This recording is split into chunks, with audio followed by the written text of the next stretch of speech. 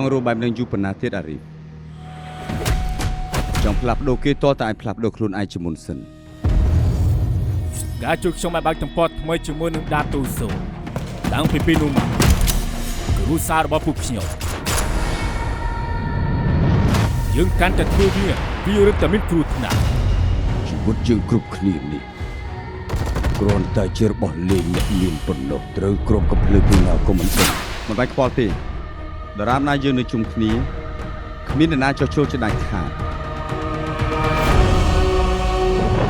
ជីវិតយើងគ្រប់គ្នានេះគ្រាន់តែជារបស់លេងតែប៉ុណ្ណោះត្រូវគ្រប់កំភ្លើងពីណាក៏មិនដឹងដែរ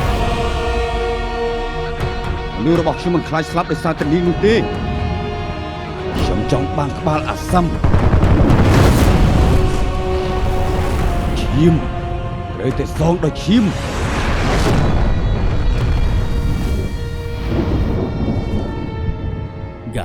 យើងធ្វើនឹងត្រូវទី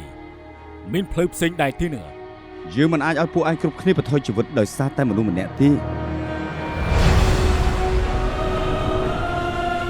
មើលទៅក្នុងចំណាំកូនចៅលោកប្រហែលជាមានអង្កើក្នុងសាច់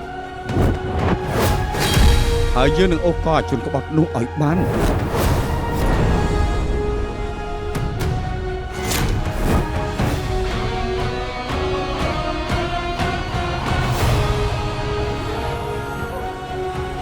រកអានអង្កើក្នុងសាច់នោះឲ្យតតែឃើញយើងខំស្រឡាញ់ទុកចិត្តឯង